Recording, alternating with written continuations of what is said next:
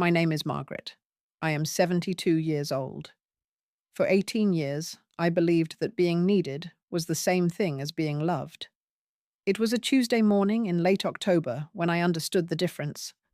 I was sitting in the corner booth at Clara's cafe, the one with the burgundy vinyl that catches the morning sun just right, waiting for my daughter-in-law Jennifer to arrive for our monthly coffee. She was 20 minutes late, which had become her custom. I didn't mind waiting. I had brought a book, and the coffee was good, and the window gave me a view of maple trees dropping their last copper leaves.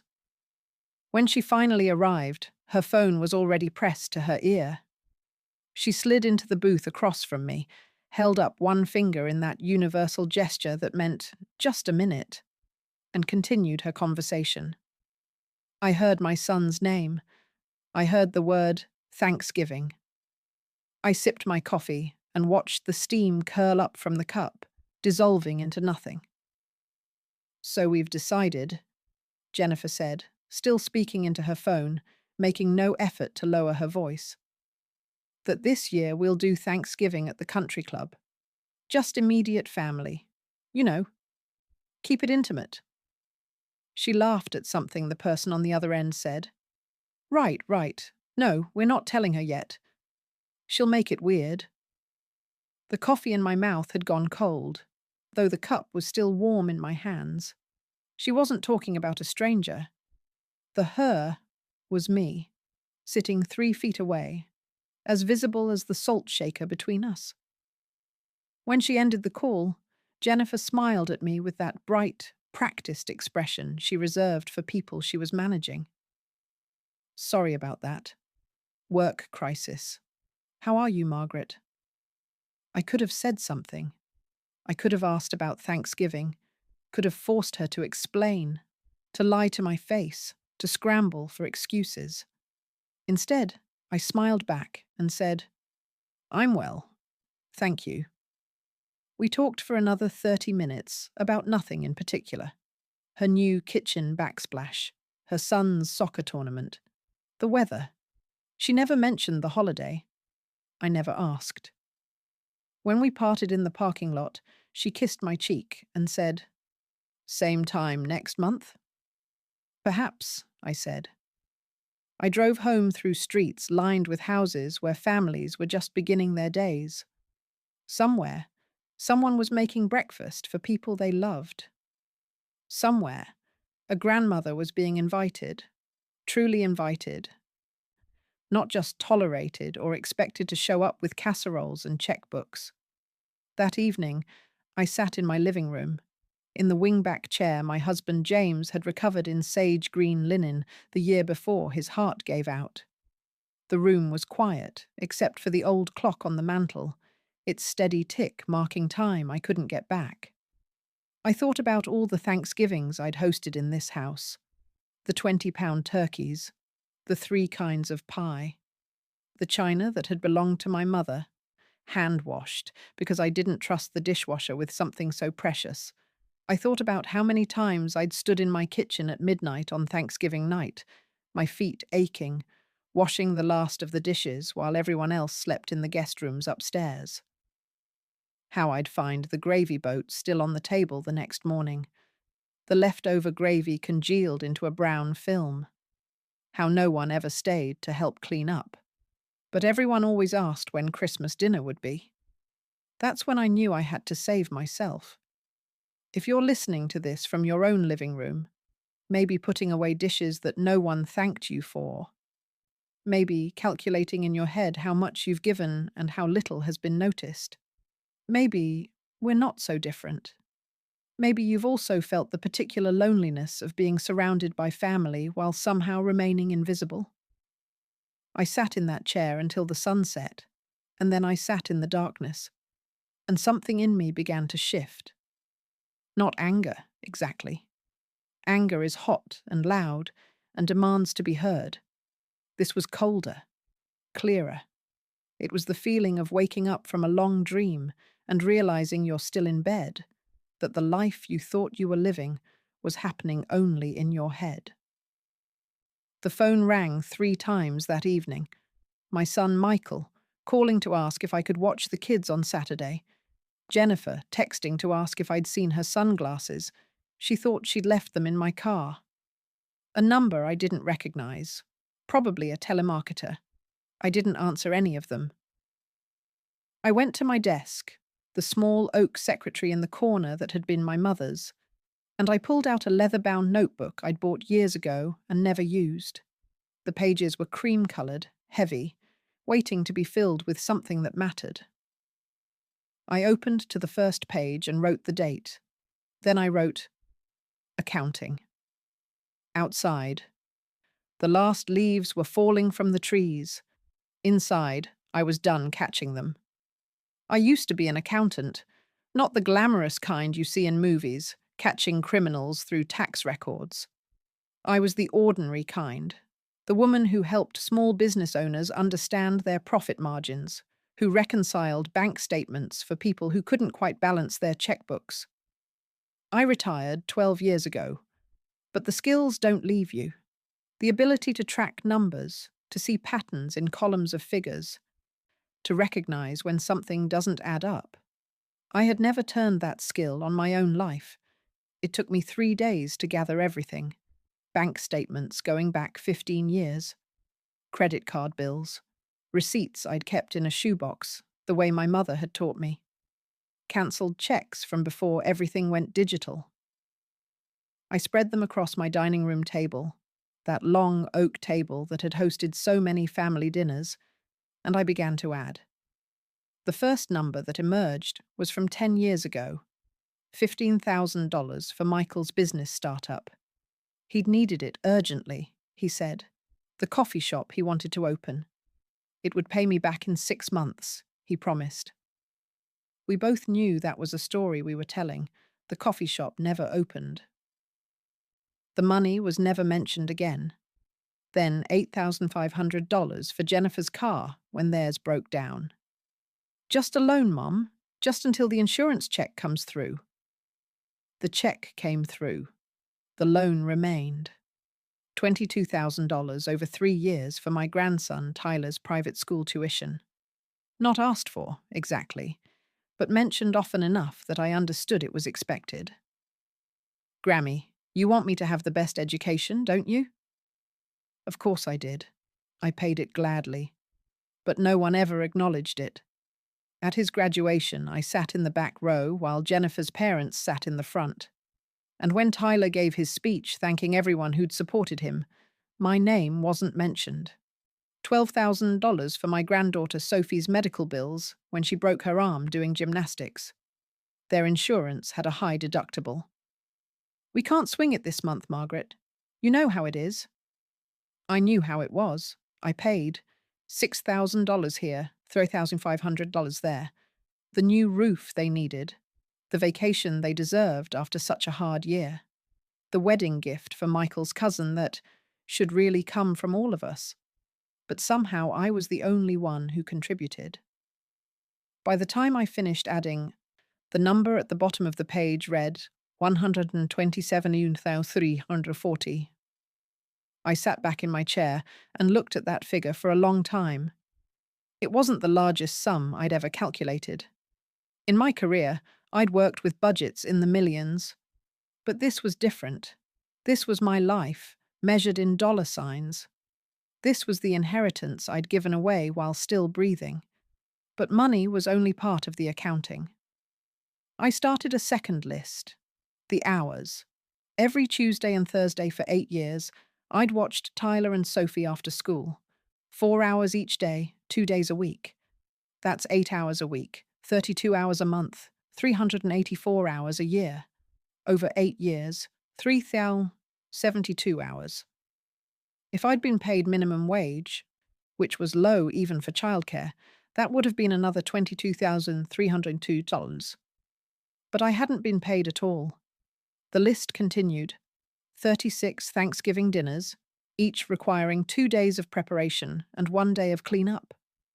36 Christmas dinners, 18 Easter brunches, countless birthday parties where I arrived early to help set up and stayed late to take down decorations, while the parents of the birthday child sat on the patio drinking wine. The math was relentless. It didn't lie. It didn't make excuses. It simply showed me what I had already known, but hadn't let myself see. I had spent nearly 17 years and over $150,000 being useful to people who had stopped seeing me as a person. There was a specific memory attached to every dollar, every hour. The $15,000 for Michael's business came from the savings James and I had set aside for a trip to Ireland. We'd dreamed of walking the cliffs of Moher together, tracing my mother's roots. "We'll go next year," James had said when I told him I'd given the money to Michael. But next year he was gone, and I never saw those cliffs. The money for Sophie's medical bills came from the account I'd earmarked for repainting the house. I'd wanted a soft yellow for the kitchen, something cheerful. The house is still the same dingy cream it's been for 20 years. Each number was a choice I'd made, a dream I'd deferred, a piece of myself I'd given away. I remembered being proud of that. I remembered thinking this was what love looked like. Sacrifice, putting others first, being the strong one, the reliable one, the one who could always be counted on. But I had never used that reliable skill to count what I'd given away. I had never calculated the cost of being counted on. It was time to take inventory. The next morning, I opened a new bank account at a different bank across town. I transferred every dollar from my checking and savings, except for enough to keep the old accounts technically active. I updated my Social Security direct deposit. I changed my passwords. I didn't tell anyone. That afternoon, I sat at my dining room table with the papers still spread out before me, and I felt something I hadn't felt in years, a kind of clarity that comes from seeing the truth written in numbers that don't lie. The accounting was complete. The pattern was visible. And I understood, with the certainty of balanced books, that it was time to close this particular ledger. If this story resonates with you, I hope you'll share it. Sometimes knowing we're not alone is the first step toward finding ourselves again. The pattern hadn't started as a pattern, it started as love. 18 years ago, when Michael married Jennifer, I wanted to help them build their life together. James was still alive then, and we were the kind of grandparents we'd always imagined being. Present, generous, the safety net every young couple needs. I remember Jennifer's first request. They'd been married 3 months, and she called me crying. Their washing machine had broken, and they didn't have the money to fix it. "I don't know what to do," she'd sobbed into the phone. "Michael's working so hard, and I don't want to burden him with this." I bought them a new washing machine, top of the line. It cost $200, but I could afford it, and I wanted to. James and I drove it over in his truck, and Michael helped him install it. Jennifer hugged me so tight I could feel her heartbeat. "You're the best mother-in-law in the world," she said. I felt useful, needed, important. That was the first time. The second time was a month later. Their car needed new tires. The third time was a furniture set for the nursery when Jennifer got pregnant with Tyler. Each request came with tears, with gratitude, with promises that this was the last time, that they'd figure it out, that they just needed a little help getting on their feet. I gave and gave and gave, and with each gift, I felt the warmth of being necessary. Somewhere around year 3, the requests stopped sounding like requests. They became expectations. The crying stopped. The thank yous became perfunctory. "Can you transfer money for Tyler's daycare?" turned into, "I need you to handle daycare this month." The question mark disappeared. By year 5, I wasn't being asked at all. I was being informed. "The kids will be at your house Tuesday and Thursday." "We're doing Thanksgiving at your place again." Tyler needs new clothes for school, so I put your credit card on file at the children's place. And I allowed it. Every single time, I allowed it. The holidays were where the pattern became most visible, though it took me years to see it. Every Thanksgiving, every Christmas, every Easter happened at my house. I did all the planning, all the shopping, all the cooking, all the cleaning. Michael and Jennifer would arrive an hour after the designated time with store-bought rolls and the air of people attending an event someone else was hosting. They never offered to host, not once in 18 years. The extended family would arrive, my sister Susan and her husband, James's brother Robert, various cousins and friends, and they would compliment the food, admire the decorations, soak up the warmth of the fire I'd laid in the fireplace. And Michael and Jennifer would accept the compliments as if they'd had something to do with it. "Your son throws such wonderful parties," Susan said to me once, and I didn't correct her. I just refilled her wine glass and smiled. But I was never invited anywhere as a guest. Not to their friends' parties, not to their neighbours' barbecues, not to Jennifer's book club, even though I loved to read. The only time I entered their house was to watch the children or to drop something off.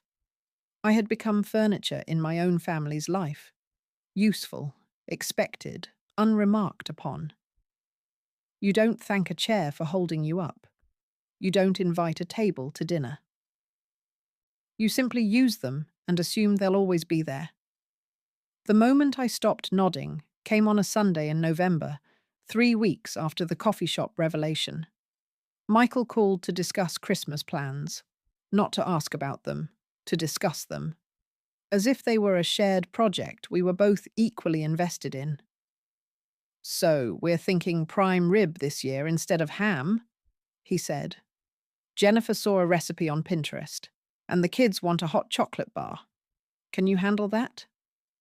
"Oh, and Jennifer's parents are coming this year, so we'll need extra chairs. Maybe you could rent some." I listened to him talk, his voice casual, making plans for an event at my house, in my space, using my time and money and energy. And I realized he genuinely didn't hear what he was saying. The presumption had become so ingrained that it was invisible to him. "This year," I said slowly, "I'll try bringing nothing and see who still invites me." There was a pause. "What?" "I won't be hosting Christmas," I said. My voice was steady, almost pleasant. "You'll need to make other arrangements." "But you always host Christmas." "That's exactly right," I said. "I always do. This year, I won't." I didn't explain. I didn't justify. I simply stated a fact, the way I used to state facts to my accounting clients when their numbers didn't add up. The books don't balance. We need to make a change. After I hung up, I sat in my sage green wingback chair and felt something shift in my chest. Not freedom yet, but the recognition that freedom might be possible, that I could choose something different than I'd always chosen. Outside, the November light was fading early, the way it does when winter is coming. Inside, something was beginning. The changes started small, so small that at first I wondered if I was doing anything at all. I stopped answering my phone immediately. This sounds trivial, I know, but for 18 years I had been the kind of woman who answered on the first ring, available, ready, waiting to be needed. Now, when the phone rang, I let it ring. I looked at who was calling. I considered whether I wanted to engage, and then, often, I simply let it go to voicemail. The first few times I did this, my heart raced as if I were committing a crime. What if it was an emergency? What if they needed me? But slowly, I learned that most things presented as emergencies were not emergencies at all. They were simply people who had gotten used to immediate access to my time. I stopped the automatic payments. For years, I'd had standing authorizations to transfer money to Michael's account on the 1st of each month. Just until we get caught up, he'd said, 3 years ago. We'd never gotten caught up. I cancelled the authorization. I didn't call to explain. I simply stopped the money from flowing.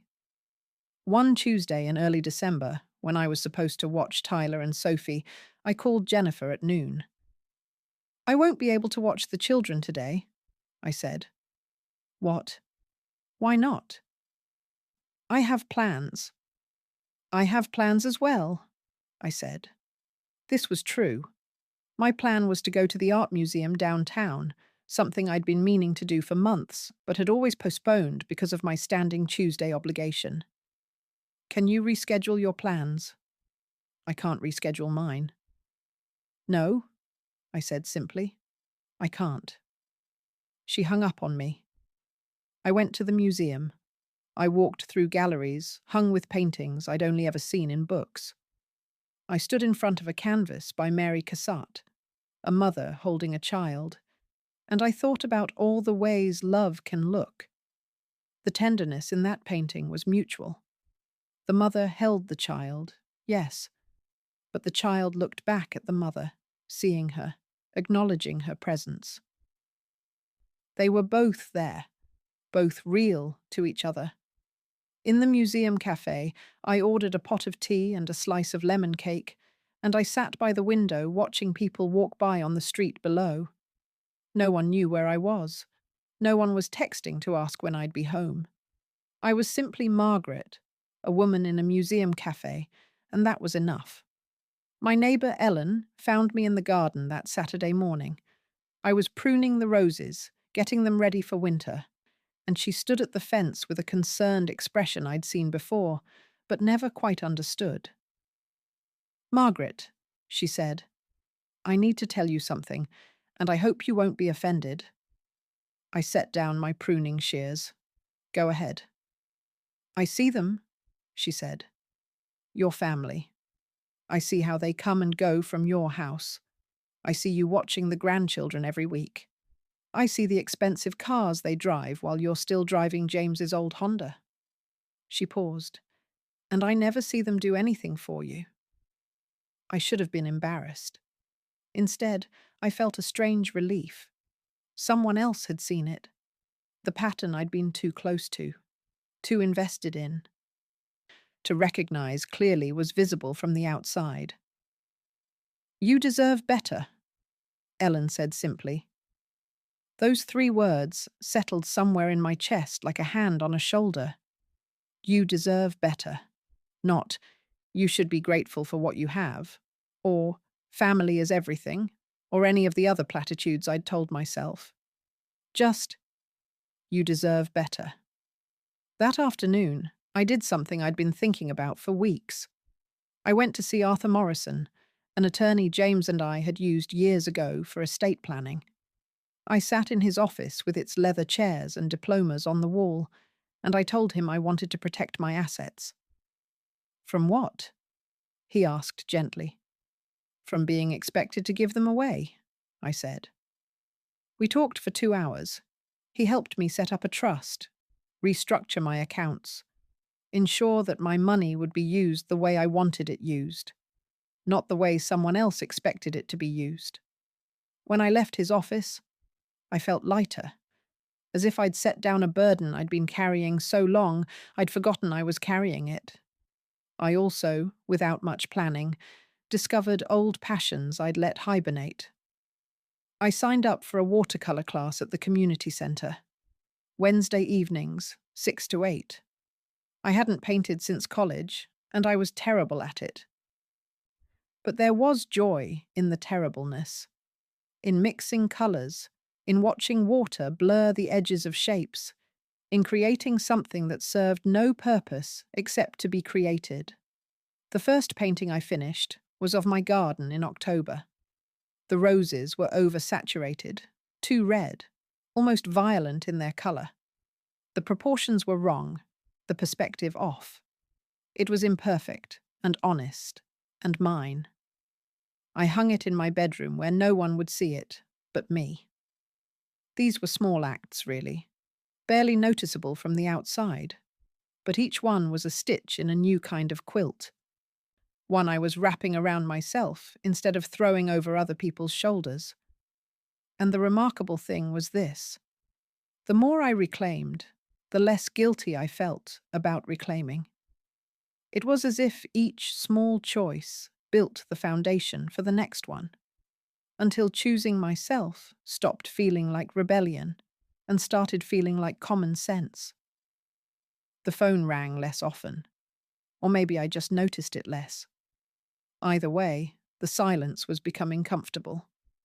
The call came on a Friday afternoon in mid-December, 2 weeks after I'd told Michael I wouldn't be hosting Christmas. I was frosting a batch of ginger cookies, not for a family event, but for the community centre's holiday party. Cookies I actually wanted to make, for people who would actually appreciate them. It was Jennifer. Her voice had the particular tone I'd learned to recognize over the years, the one that meant she was about to ask for something while pretending she wasn't. "Margaret, hi. Do you have a minute?" "I'm in the middle of something, but go ahead." "So, we've been thinking. The royal we." It had always been the royal we, as if she and Michael were a united kingdom making decrees. "Since you're not hosting Christmas this year, which is totally fine. By the way, we thought maybe you could host it for New Year's instead. That way we'd get to have our Christmas at the country club like we planned, but we'd still get your amazing cooking. Win-win, right?" I set down my frosting knife. Through my kitchen window, I could see my garden in its winter sleep. The rose bushes bare, the hostas died back, everything resting, gathering strength. "No," I said. "No, I won't be available for New Year's." There was a pause. I could almost hear her recalculating, the way a computer adjusts when it encounters unexpected data. "Well, what about New Year's Day then? We could do a brunch. You make that amazing quiche." "I won't be available," I repeated. "Margaret." Her voice had shifted now, from wheedling to sharp. "What's going on with you? You've been acting weird lately. First you cancel on watching the kids, then you refuse Christmas, now this. Are you okay?" Am I okay? I thought. What an interesting question. Was I okay when I was useful? Was I okay when I was being drained dry and calling it love? "I'm perfectly well," I said. "I've made other plans." "What plans?" "Personal plans." "But you always—" "That's exactly why I need to stop." Michael called 2 hours later. I let it go to voicemail. He called again. I let it go to voicemail again. On the third call, I answered.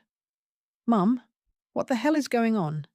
Jennifer said you're refusing to do anything for the holidays." "That's not accurate," I said calmly. "I'm simply not hosting events at my house." "But you always host." "Yes, I always do. That's precisely the problem." "What problem? We love your holiday dinners." "I'm sure you do," I said. "They're free." Silence on the other end of the line. Then, "That's not fair." "Isn't it? When was the last time you hosted Thanksgiving? Or Christmas? Or Easter? When was the last time you invited me to your house as a guest? We have a small house, you know that. And you have this big house with the dining room and—" "I'm not explaining myself, Michael. I'm simply telling you, I won't be available." "Available for what? What are you even doing?" "That's my business." "Your business?" "Mom, you're being selfish." The word hung in the air between us. Selfish. I turned it over in my mind, examined it from different angles. Was it selfish to stop giving everything away? Was it selfish to keep something for myself? "Perhaps I am," I said. "I'm learning how." I hung up before he could respond. The texts started within the hour. From Jennifer. "I don't know what's gotten into you, but this is really hurtful." From Michael. "Can we at least talk about this?" From my grandson, Tyler. Clearly coached. Grammy, we miss you. Can you please come to Christmas? I read each one carefully. I felt the pull of them, the way they tugged at the old version of myself, the version that would have caved immediately, would have said, "Of course, sweetheart, I didn't mean to upset you." But that version of myself was dying. Or maybe not dying. Maybe just finally going to sleep after 18 years of insomnia. I didn't respond to any of the texts. Instead, I went online and booked a cottage on the coast for the week between Christmas and New Year's. Oceanfront, with floor-to-ceiling windows and a fireplace. The photographs showed a place of profound quiet, the kind of quiet I'd been craving without knowing I was craving it. The deposit was non-refundable. I paid it gladly. 2 days later, I received an email from my sister Susan. Michael called me very upset. He says you're refusing to see them for the holidays. What's really going on? I called Susan that evening. We'd always been close, or as close as two sisters can be when one of them is always busy being useful to everyone else. I'm going away, I told her. I've rented a cottage by the ocean. I'm spending Christmas alone. Alone? Margaret, that's so sad. Is it? I asked. Or is it peaceful? Susan was quiet for a moment. Then, what happened? I told her. Not everything, but enough. The coffee shop conversation, the accounting, the pattern I'd finally allowed myself to see. Oh, honey, Susan said softly. I didn't realize it was that bad. Neither did I said. Not until I added it up. What are you going to do? I'm going to the ocean, I said. And I'm going to remember what it feels like to make choices for myself. After we hung up, I packed a small suitcase, warm sweaters, comfortable pants, my new watercolors, 3 books I'd been meaning to read. I packed light, the way you do when you're not carrying anyone else's expectations. The phone calls continued, but I'd turned off the notifications. They could call into the void. I no longer felt obligated to answer. On Christmas Eve morning, I loaded my suitcase into James's old Honda and backed out of the driveway. My house looked peaceful in the winter light, waiting for me to return. But I wasn't leaving it behind forever. I was just leaving behind the version of myself who lived there as a servant to other people's needs. As I drove toward the coast, I felt my chest expanding. As if I'd been breathing shallowly for years and was only now remembering how to fill my lungs completely. Behind me, my family was panicking, scrambling, realizing that the furniture they'd been using for 18 years was actually a person who could walk away. Ahead of me, the ocean was waiting. The cottage sat at the edge of a cliff, where the land simply ended and the sea began. I arrived just as the sun was setting, painting the water in shades of copper and indigo. The air tasted of salt and seaweed and distance. The interior was simple. White walls, wide plank floors, a stone fireplace already laid with wood and kindling. The windows faced west, toward the water, and when I stood at them, I could see nothing but ocean and sky, as if I'd reached the edge of the world and found it beautiful. I unpacked slowly, with intention. My clothes in the small dresser, my books on the nightstand, my watercolors on the kitchen table, which was positioned to catch the morning light. This was my space, arranged by my hands, for my own pleasure. That first night, I made myself a simple dinner. Pasta with olive oil and garlic, a green salad, a glass of white wine. I ate it sitting in the window seat, watching the last light fade from the water. There was no television, no radio. Just the sound of waves against rocks and the occasional cry of a seabird. It was the most peaceful meal I'd had in years. Christmas morning, I woke early and made coffee, then carried my mug out to the small deck that overlooked the water. The air was cold and clean. The sun was rising somewhere behind the cottage, lighting the ocean from beneath, turning it silver and gold. I sat wrapped in a quilt I'd found in the closet, and I thought about what my family was doing right now. I imagined them at the country club, probably running late, probably arguing about something small. I imagined Tyler and Sophie opening presents in a formal dining room instead of in front of my fireplace, surrounded by wrapping paper and the smell of cinnamon rolls. I imagined Jennifer taking photographs for social media, creating a version of the holiday that looked perfect from the outside. I felt no regret, no guilt, just a vast, expanding sense of relief. My phone, which I'd left plugged in on the kitchen counter, was accumulating messages.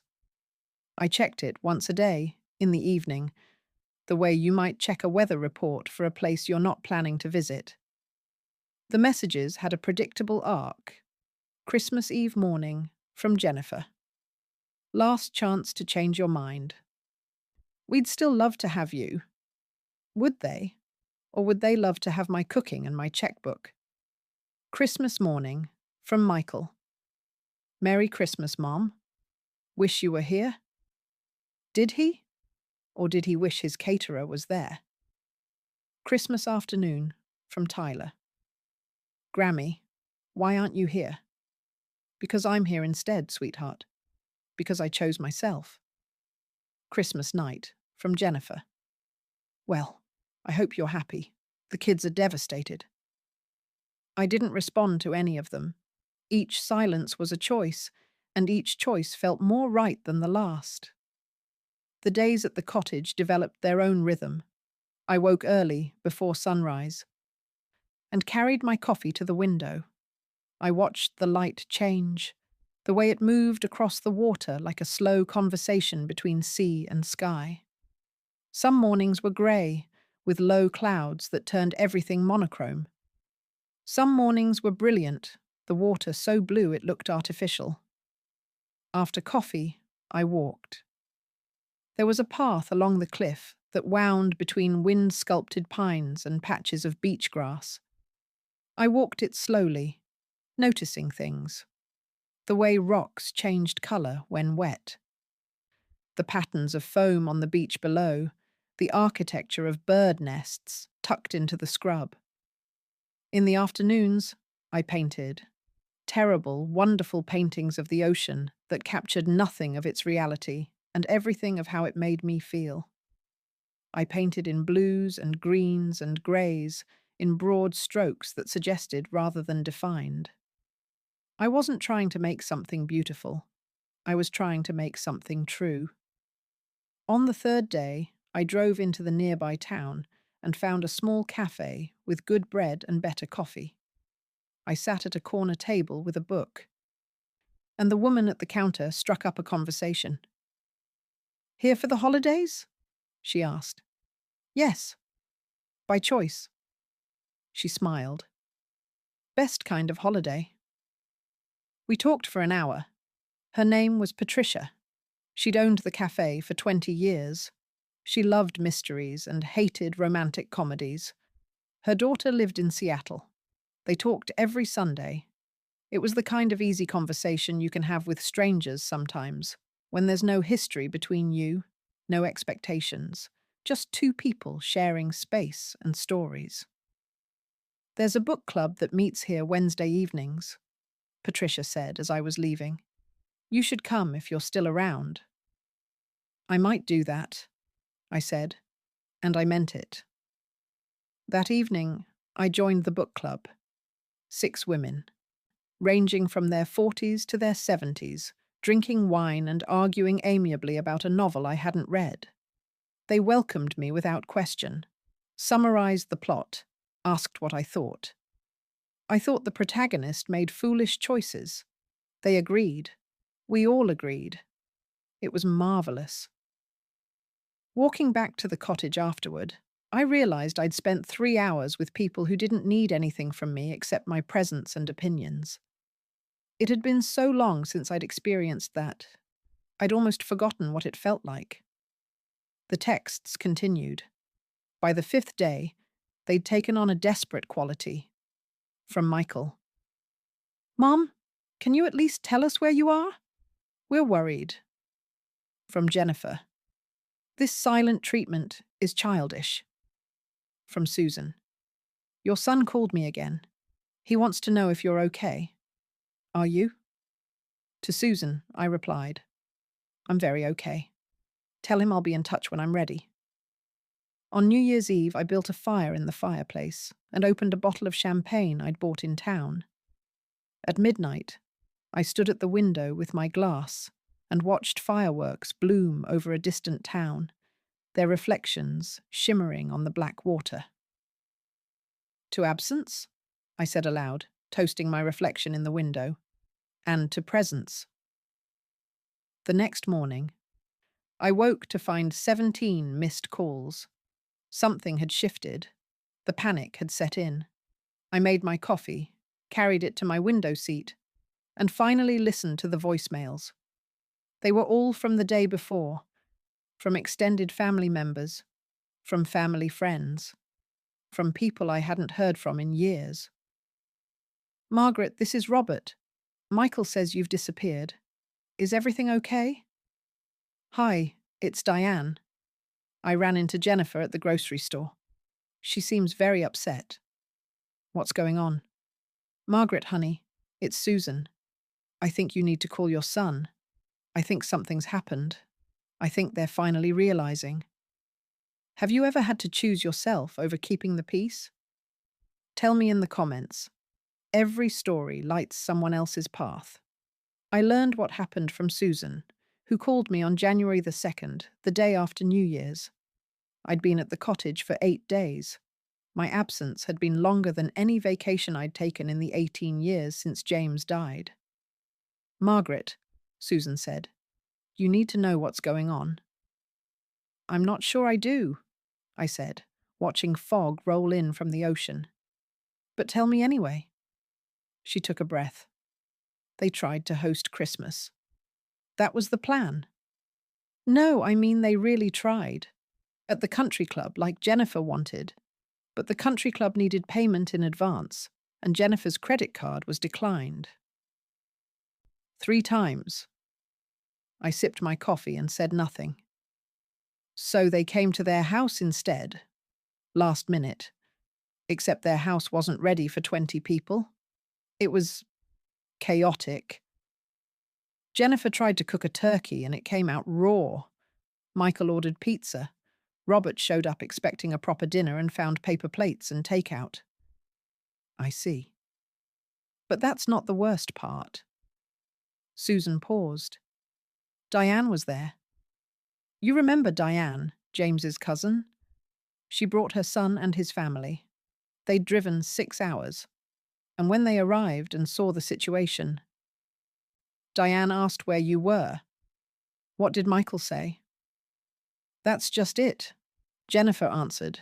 She said, we decided to keep things intimate this year, just immediate family. And Diane said, but where's Margaret? Isn't she immediate family? I could picture it. The awkward silence, the shifting feet, the sudden realization that an absence had been noticed. Jennifer said you'd chosen not to come, Susan continued. And Tyler, your grandson, he overheard this. He said, that's not true. You didn't invite Grammy. I heard you on the phone. Oh, Tyler. Honest, literal Tyler, who'd never learned to protect adults from their own truths. Jennifer tried to backtrack, Susan said. But the damage was done. Diane asked point blank, you didn't invite your mother-in-law to Christmas? And Michael, apparently, just stood there. Didn't defend it. Didn't explain. Just stood there. I watched a heron land on the rocks below the cottage, its wings folding with mechanical precision. Diane left, Susan said. Took her family and left. She called me that night, Margaret. She was furious. She said, I always knew Jennifer was difficult, but I thought Michael was better than this. And then it got around. You know how families are. Diane called Robert. Robert called his kids. His kids posted something on Facebook, nothing specific, just something about the importance of honoring your elders. But Jennifer saw it, and she knew what it was about. I didn't ask for any of this, I said. I know you didn't. But it happened anyway. The truth came out, Margaret. Not because you exposed it, just because you weren't there to hide it anymore. After we hung up, I sat for a long time watching the fog. I felt no triumph, no satisfaction in their humiliation, just a quiet acknowledgement that actions have consequences, that absence can reveal what presence concealed. That afternoon, I received an email from Michael. Not a text. An email, which meant he'd thought about it, had revised it, had tried to craft something that sounded right. Mom, I need to talk to you. Not over the phone, not over text, in person. Please tell me where you are. I'll come to you. I think I understand now. I think I see what I've been doing, what we've been doing.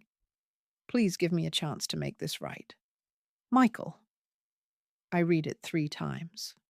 Then I wrote back. I'm at a cottage on the coast. I'll text you the address. You can come this weekend, but I'm not promising anything except a conversation. The next email was from Jennifer. It was shorter. I don't know what you think you're accomplishing with this, but you're hurting your grandchildren. Is that what you want? To punish everyone because you have some grievance? Grow up. I deleted it without responding. On Friday, Michael called. I have the address, he said. I'll be there tomorrow afternoon. Should I bring Jennifer? No, I said. She wants to come. I'm sure she does. But this conversation is between you and me. Saturday morning, I cleaned the cottage, though it didn't need cleaning. I made lemon bars, a recipe that had been James's favourite. I brewed tea. I was preparing for a guest the way I'd prepared for guests my entire adult life. But this time, it felt different. This time, I was in control of the invitation. Michael arrived at 2 o'clock in a car I didn't recognize, something sleek and expensive. He parked in the gravel drive and sat there for a full minute before getting out, as if gathering courage. When he finally knocked, I opened the door and looked at my son. Really looked at him, maybe for the first time in years. He'd aged. There was grey in his hair, lines around his eyes. He looked tired. He looked, I realized with a start, like his father. Hello, Michael, I said. Hi, Mom.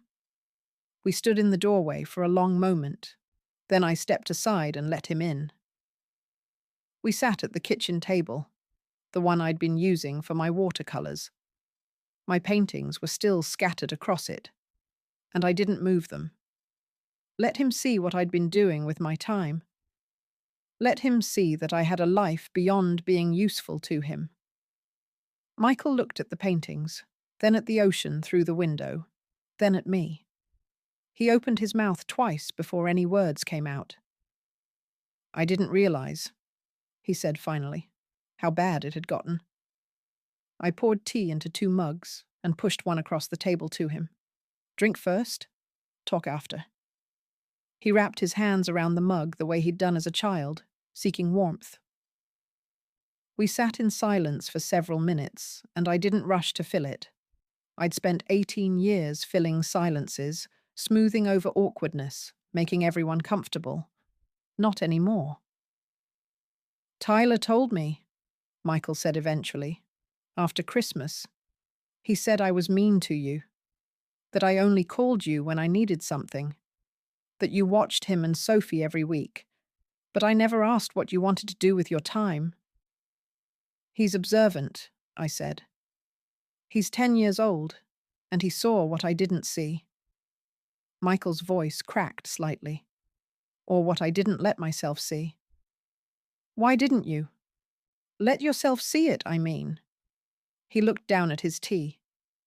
Because it was easy. Because you were always there. Because you never said no. He paused. And because Jennifer convinced me it was normal, that this is what families do, that you were happy to help. Were you convinced? Or was it convenient to be convinced? He flinched.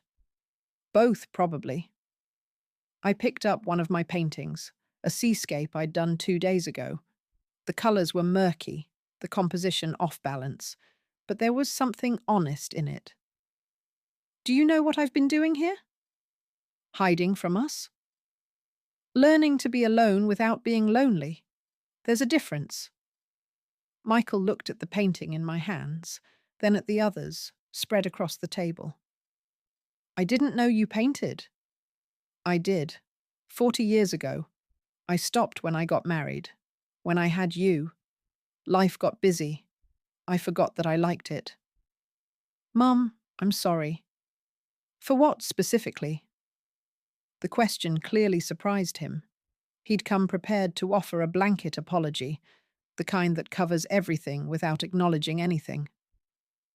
For taking advantage of you, he said slowly. For the money. For the babysitting. For always expecting you to host holidays. For... He stopped. Started again.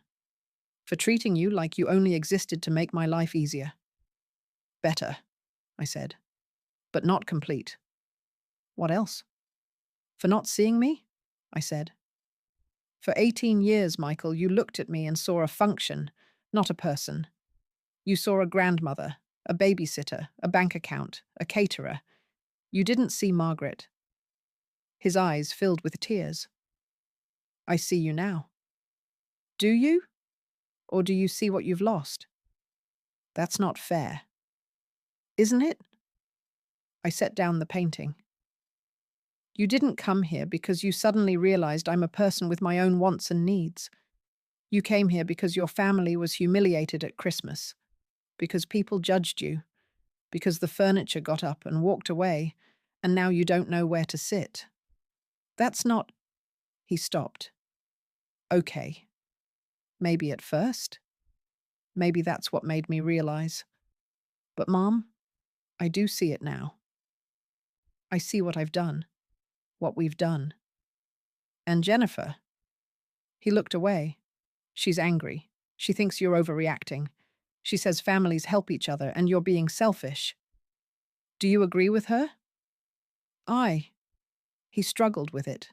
I could see the war happening in his face between the truth he was starting to recognize and the life he'd built around avoiding that truth. No, I don't agree with her. But she's my wife. I can't just... I'm not asking you to choose, I said. I'm asking you to see clearly, to stop pretending that what happened was mutual support. It wasn't. It was extraction. I'll pay you back. The money. I'll set up a payment plan. It might take time, but I don't want your money, Michael. Then what do you want? I looked out at the ocean. A question I'd been avoiding asking myself, because the answer was both simple and complicated. I want to be invited to your life, not just useful to it, I said. I want to be asked, not assumed. I want you to see me as someone with my own time, my own money, my own desires that matter as much as yours do. I want to be a person, not a resource. Okay, he said. Yes, I can do that. Can you? Because it means things will change. It means I won't be available every Tuesday and Thursday. It means I won't automatically handle holidays. It means sometimes the answer will be no, and you'll have to accept that. It means treating me the way you'd treat a friend, someone whose time you respect. He nodded, but I could see the incompleteness in his acceptance. He wanted to agree because agreement would fix things, would bring me back, would return life to something resembling normal. But he didn't yet understand the depth of the change required. I need to think about this, I said. And you need to go home and have some hard conversations with your wife. Will you come home? Soon? I'll come home when I'm ready. I paid for this cottage through the end of the month. A month? Mum, that's my choice, I said firmly. This is me making choices about my own time. You can either respect that or prove that nothing has changed. He stood up, deflated. At the door, he turned back. I love you, Mum. I know I haven't shown it well, but I do. I know you do, I said. I've never doubted that you love me. What I've doubted is whether you see me as more than what I can do for you. After he left, I sat at the table and watched the sun set over the water. The conversation had gone about as well as it could have. He'd heard some of what I'd said. Whether he'd truly understood it remained to be seen. But something had shifted. Not in him, necessarily, but in me. I had spoken my truth without anger, without bitterness, with the clarity of someone who'd done the accounting and knew exactly what the numbers said. The phone rang an hour later. Jennifer. I let it go to voicemail. I don't know what you said to Michael, but he came home upset and is now questioning everything about our marriage. This is on you.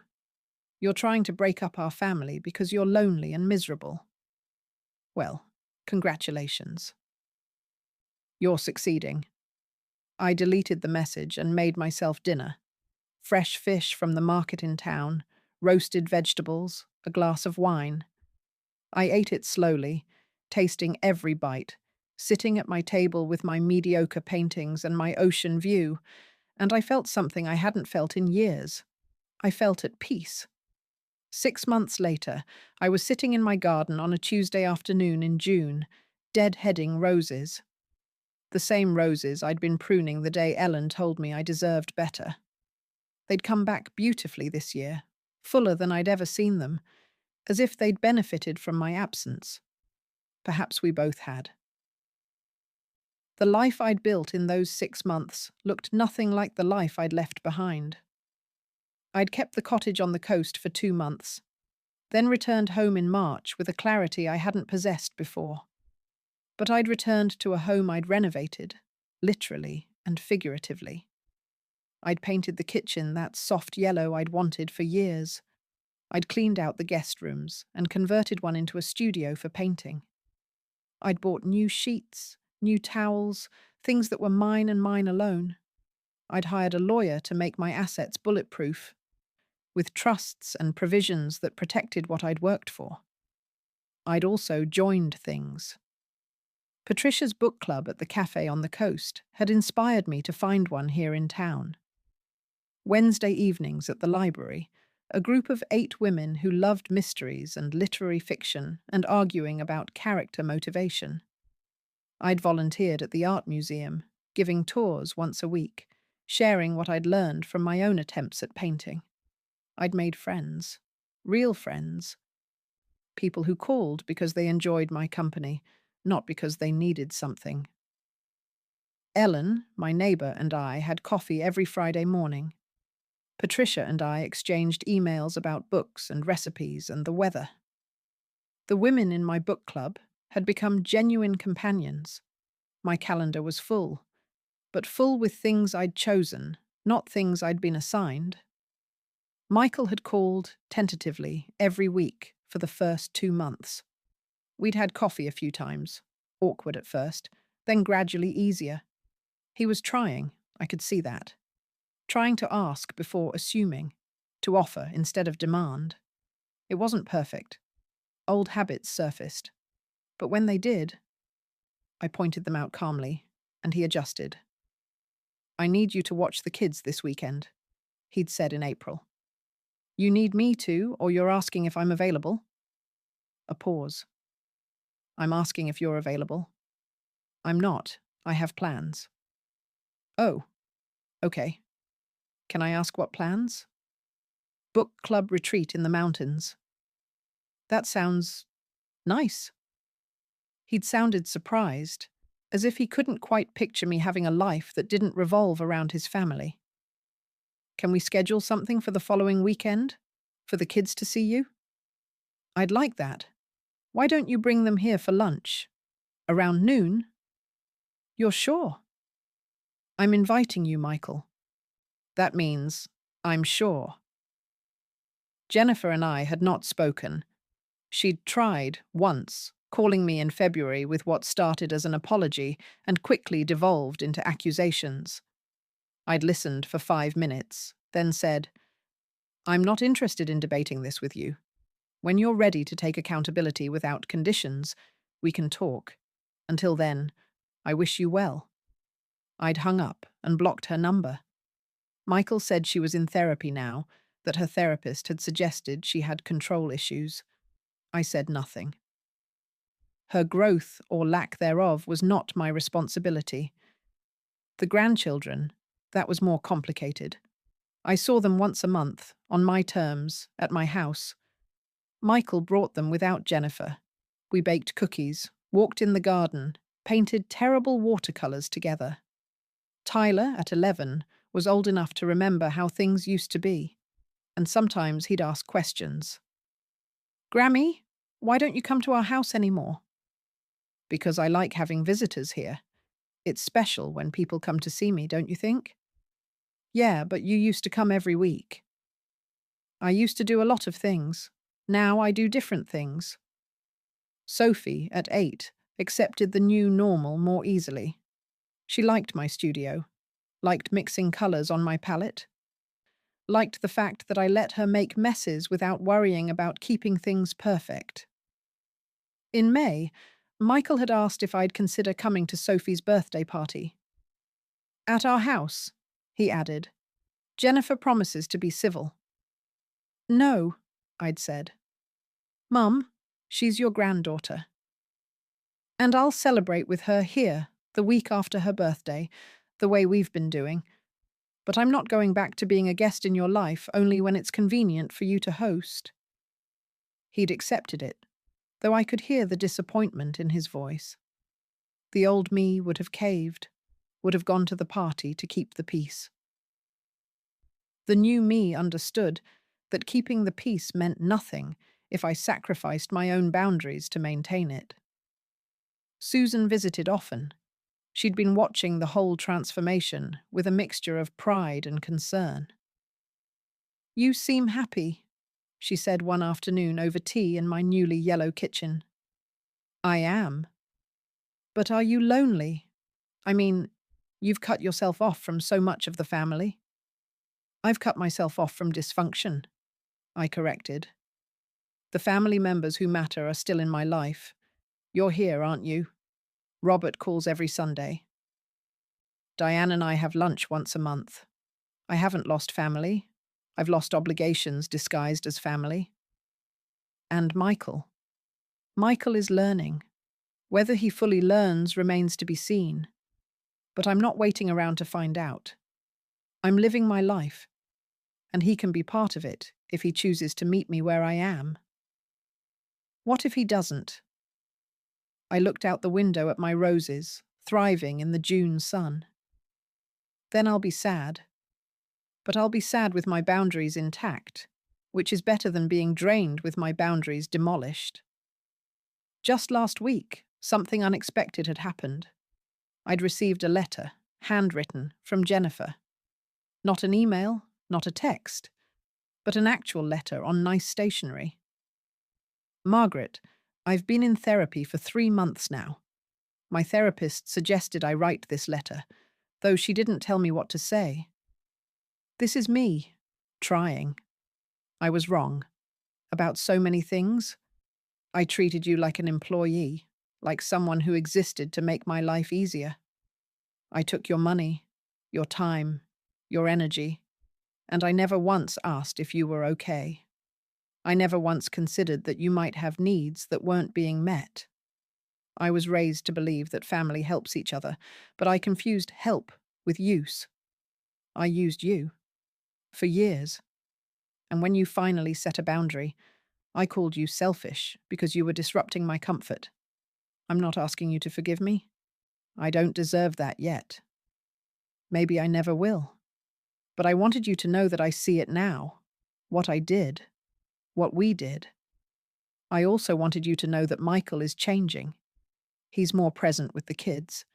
He's doing things around the house he used to expect me to do. He's asking questions instead of making assumptions. He's becoming, I think, the man his father would have been proud of. I don't know if we'll ever have a relationship, but I wanted to thank you for the years you gave us that we didn't appreciate, and for the boundary you set that forced us to grow up. Jennifer. I'd read it 3 times, then folded it carefully and put it in a drawer. It was a good letter, a genuine letter, but I wasn't ready to respond, and I might never be. Time would tell. Now, sitting in my garden with my roses and my peaceful afternoon, I heard my phone buzz. A text from Michael. Tyler has a soccer game Saturday at 10. Any chance you'd want to come watch? We'd love to have you there. The old me would have said yes immediately, would have rearranged my schedule, would have shown up early with snacks for the team. The new me checked my calendar. I had a painting class Saturday morning, something I'd been looking forward to all week. I wrote back, I have a class Saturday morning, but I'd love to take Tyler for ice cream Sunday afternoon if he's free. 3. Chow at Morrison's? The response came quickly. He would love that. Thank you, Mum. Thank you. 2 words I'd heard more in the last 6 months than in the previous 18 years. I set down my phone and went back to my roses. The afternoon was warm, the garden was blooming, and I had nowhere I had to be, except exactly where I was. It's late September now, almost a full year since that morning at Clara's cafe when I overheard my daughter-in-law planning a Thanksgiving that didn't include me. The maple trees are dropping their leaves again, that same copper and gold that marked the beginning of everything changing. I'm sitting on my back porch with a cup of tea, watching the afternoon light slant across my garden. The roses have finished their second bloom. The hostas are preparing for winter, everything in its season, everything knowing when to rest. I used to be called a lot of things. Wife, when James was alive. Mother, always. Grandmother, for the last 11 years. Michael's mom. Jennifer's mother-in-law. The woman who always hosted the holidays. The one you could count on. The family safety net. But no one ever asked what I wanted to be called. No one ever asked if I wanted to be the safety net, or if maybe I needed one for myself. These days, I'm just Margaret. And remarkably, miraculously, that's enough. My life now looks like this. I wake when I want to wake, usually around 7, and I make my coffee slowly, grinding the beans myself, pouring the water with care. I sit in my kitchen, that soft yellow kitchen I finally painted, and I watch the morning light change. Some mornings I read, some mornings I just sit. Tuesday mornings, I volunteer at the art museum, giving tours to people who actually listen, who ask questions about the paintings, who care about the stories behind the art. Thursday afternoons, I have my watercolor class at the community center. I'm still not very good, but I'm getting better. And more importantly, I've stopped caring whether I'm good. The act of painting is enough. Wednesday evenings, book club at the library. Friday mornings, coffee with Ellen. Sunday afternoons, often a drive to the coast, to the cottage I've been renting occasionally. The one where I first learned what it felt like to choose myself. And yes, there are still family events, but they're different now. They're on my terms. Michael brings the children once a month. We bake, we garden, we paint, we talk. Sometimes they stay for dinner, sometimes they don't. I'm happy either way. I saw Jennifer for the first time in 8 months just last week. She came with Michael and the kids, and we were awkwardly polite to each other, like distant acquaintances finding common ground. She complimented my yellow kitchen. I thanked her. We didn't force anything more than that. I've learned that some relationships don't need to be fixed. They just need to be redefined, or in some cases, simply allowed to be what they actually are, rather than what we wish they were. Susan and I are planning a trip to Ireland next spring. The cliffs of Moher, finally. The trip James and I never took because I gave the money to Michael. This time, I'm taking it for myself, and I'm not asking permission from anyone. The money thing resolved itself in an interesting way. In March, Michael started depositing $500 a month into my account. I called him about it. "What is this?" "A payment plan for what I owe you." "Michael, I told you I don't want your money.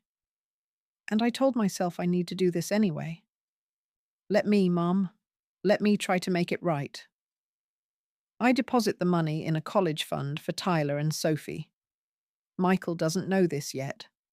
Someday I'll tell them, when they're old enough to understand the story behind it.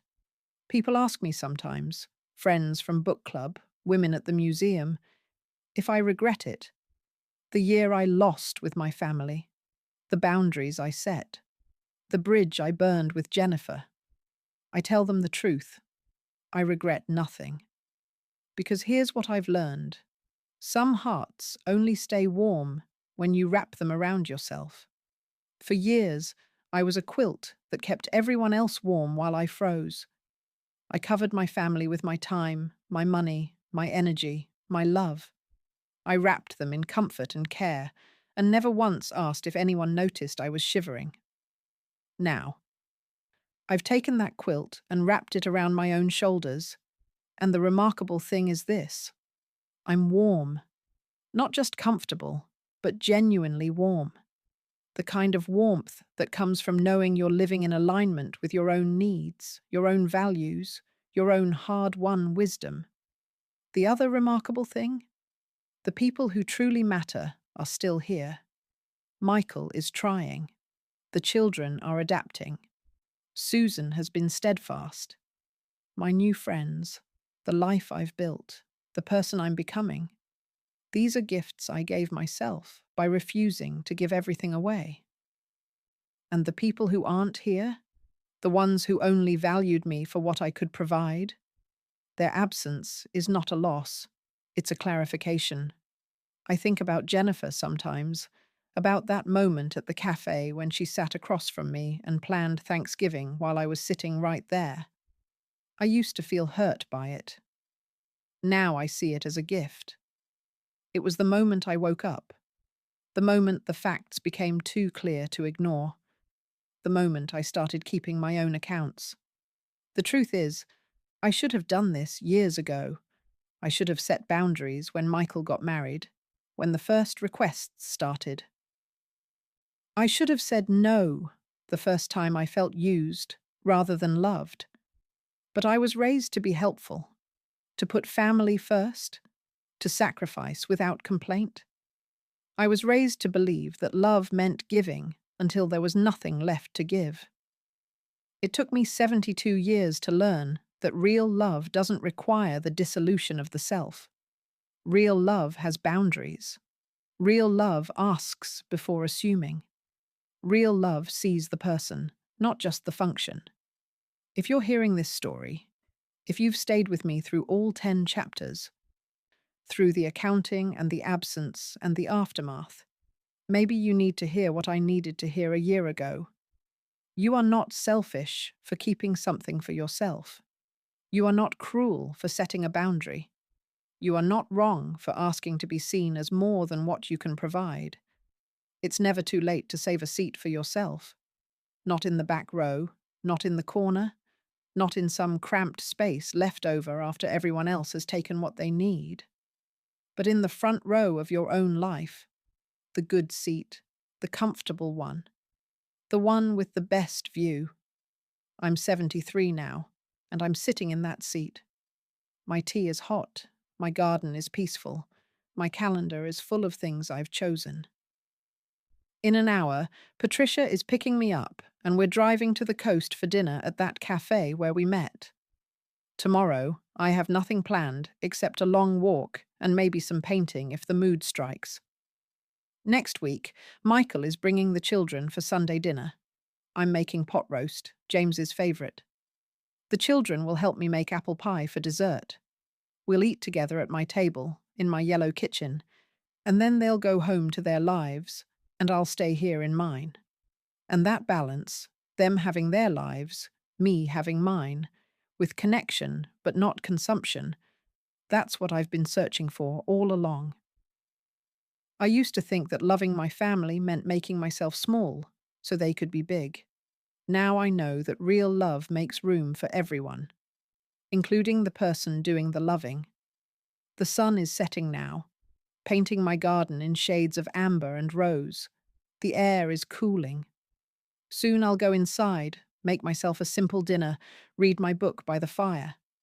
Tomorrow, I'll wake up and make choices about how to spend my time, my energy, my resources, and those choices will be mine. Some families learn, some families change, some families don't. But what I've learned is this: whether they change or not isn't the point. The point is that I changed. I learned to see myself as worthy of my own care.